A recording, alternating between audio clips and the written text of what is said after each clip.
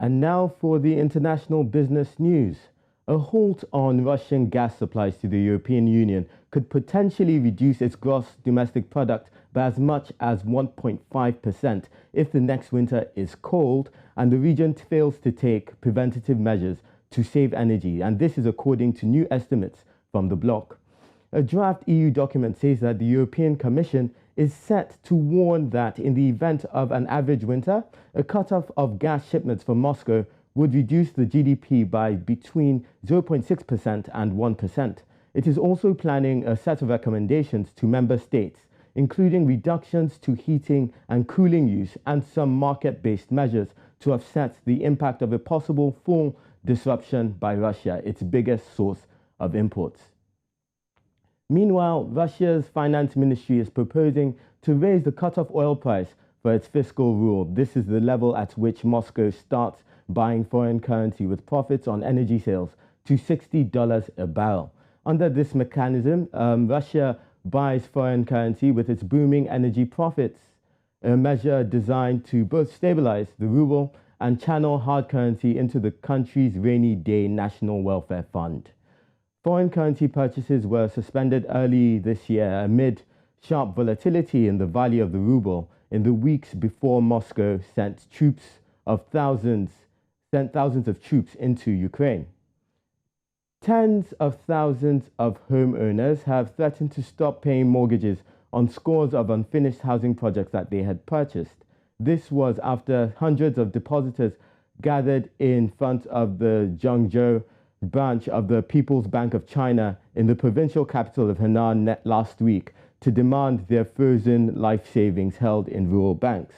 All of this happened in a week where the officials reported lackluster second quarter economic performance, and China's economy is facing a dangerous cocktail of stalling growth, high unemployment, and spreading mortgage payment strikes, as well as continued COVID shutdowns that threaten to explode with serious social and political consequences. Now moving on to Poland. Poland plans to offer households a one-off payment of 3,000 zlotys, that's $635, to help cover the rising cost of coal. And this is according to a draft bill published late on Monday, as the country faces surging energy prices as a result of the war in Ukraine. Due to the high quality of Russian coal imports, they were mainly used by individual households and heating plants in smaller towns before they were banned in April. The subsequent spike in prices caused by the shortfall has left many Poles fearing that they will be unable to heat their homes in winter. And that's it for the international news. Alphabet Incorporated split its shares on Monday. Alphabet Incorporated split its shares on Monday, and this reduced its price per share from $2,235.55 to $111.77. So what happens now, and what does this mean for investors? That conversation continues after the break. Stay tuned.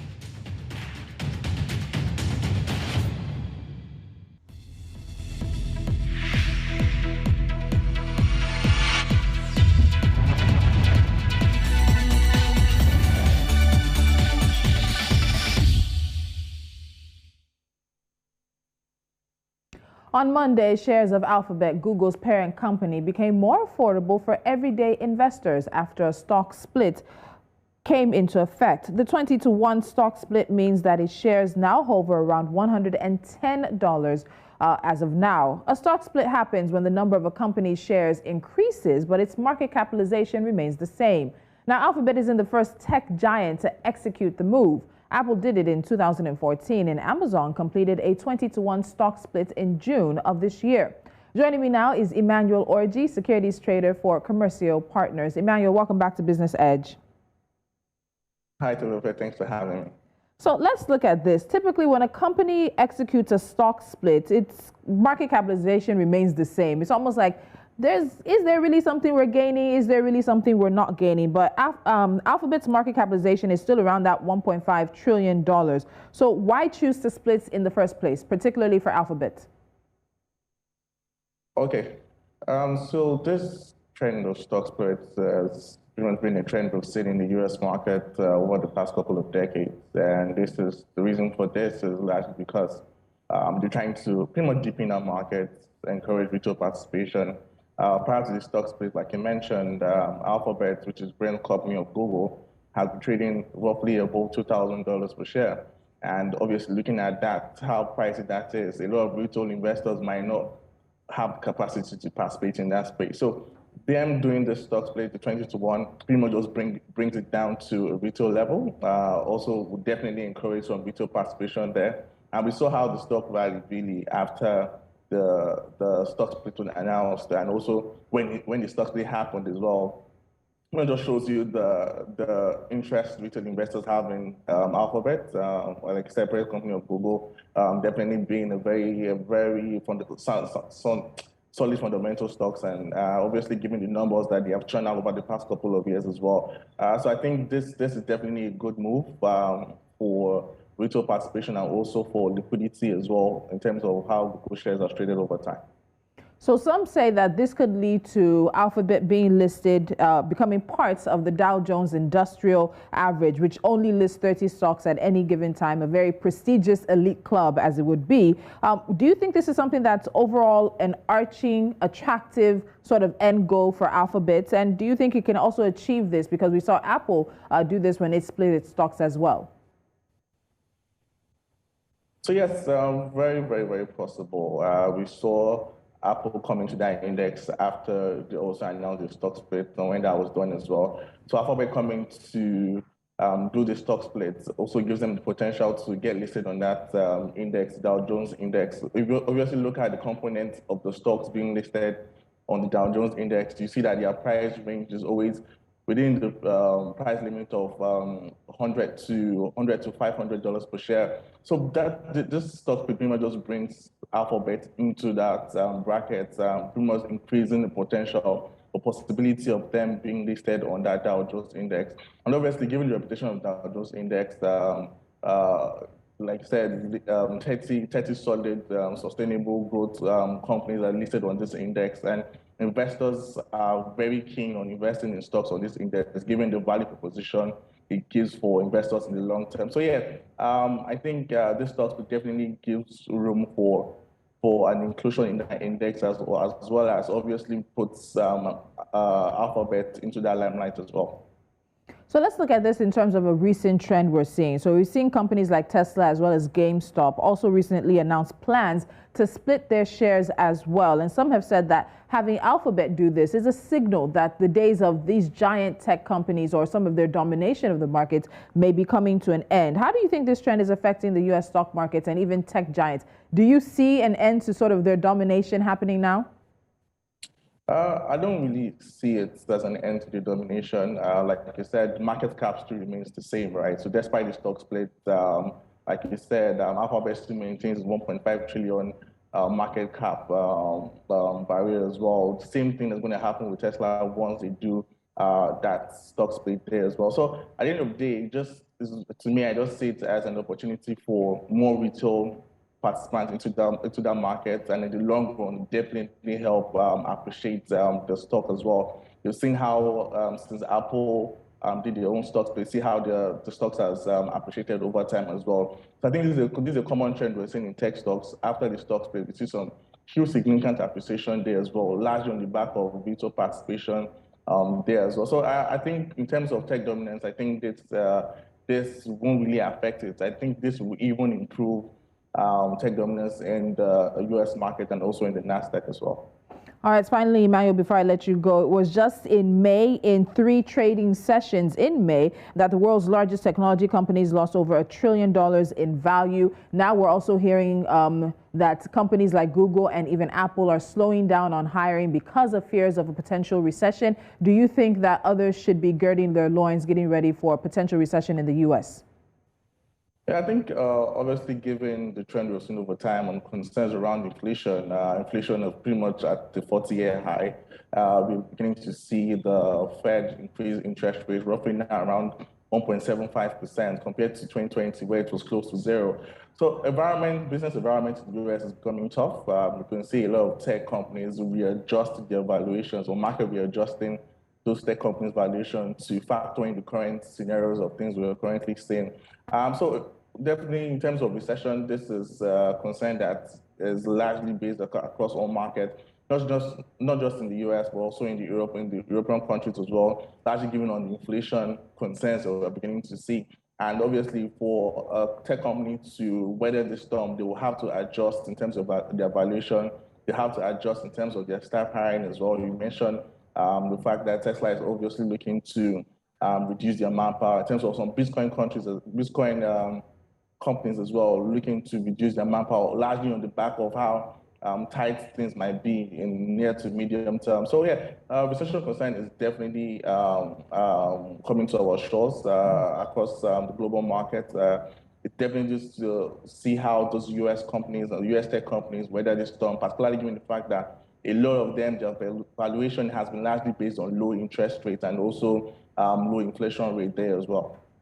All right, Emmanuel, Orji, thank you so much for joining me. We'll be watching how these play out. And of course, with a number of MPCs meeting and people looking at the Fed, we'll see what happens next. Thank you so much. All right, thanks for having me.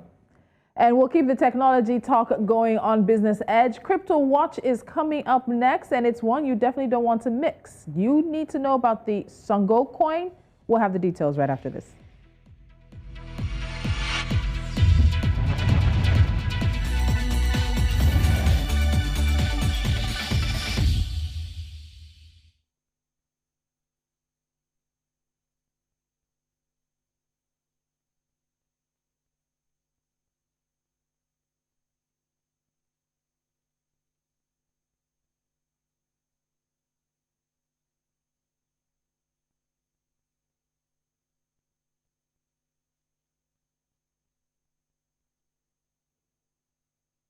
Elvis, oh dear.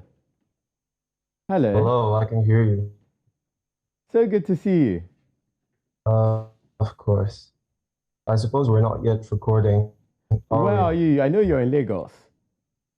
Yes, absolutely. Um, Okay, stand by.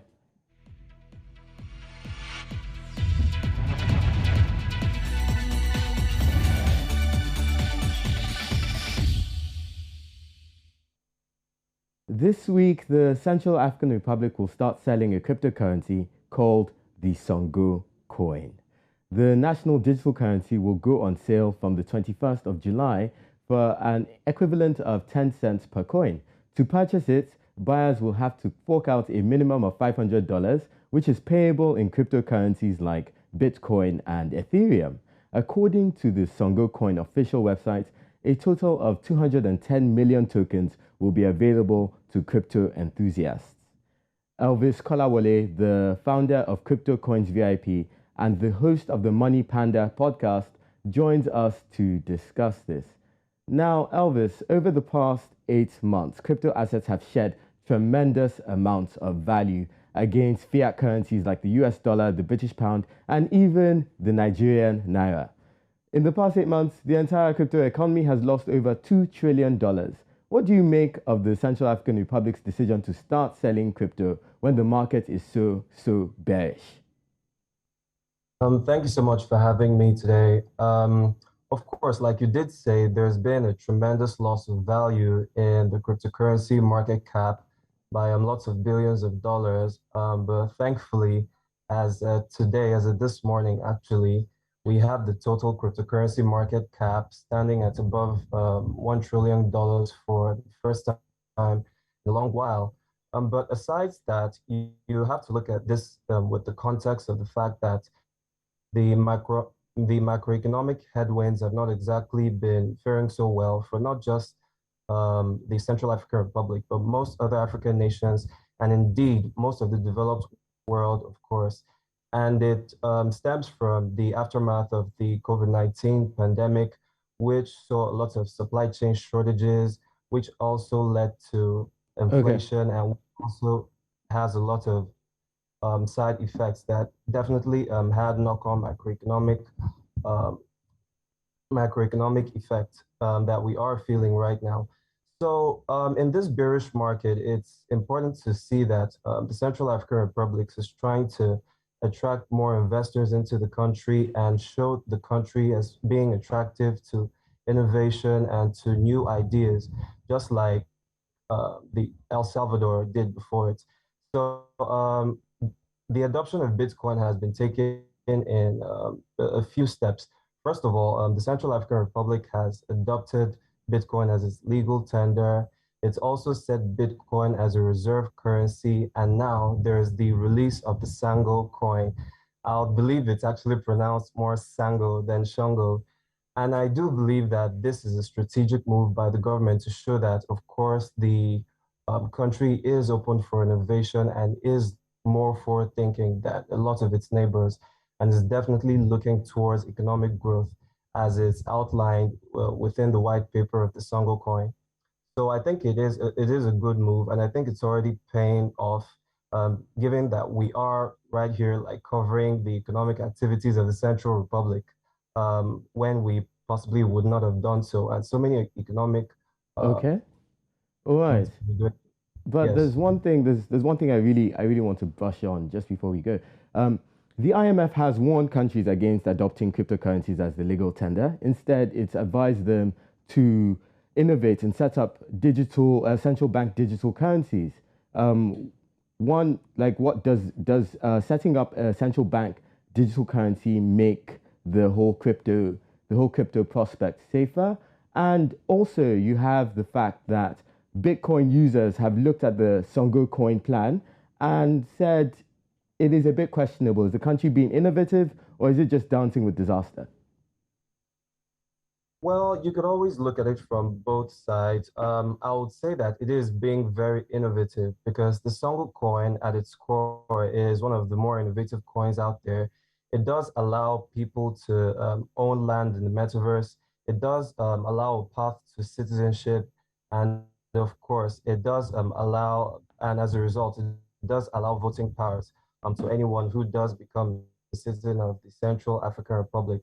And there are not a lot of projects in the entire crypto space. In fact, the entire financial markets that could boast of such great offerings that the Central African Republic is trying to offer with its Sango coin. Now, with regards to the IMF, it's understandable because they are not necessarily looking towards a scenario when so many currencies are destabilized and the known reserve currencies that are popular within lots of developed nations are undermined. By having Bitcoin as a reserve currency, that might more or less weaken the case for so many other more established currencies, such as the US dollar, to remain the reserve currency. I would say that Bitcoin is more akin to gold in the fact that it's easy to distribute, it's easily divisible, Okay. and more importantly, it's decentralized in its control, and that's not All right. exactly something the IMF is used to. So All yes, right. that's where that Thank you comes so from. much. Thank you so much, Elvis, for that. Maybe one day both of us will be owning land in the metaverse. That was Elvis Kolawole. Thank you so much for joining me. Tolu is standing by to wrap up the show. Over to you, Tolu.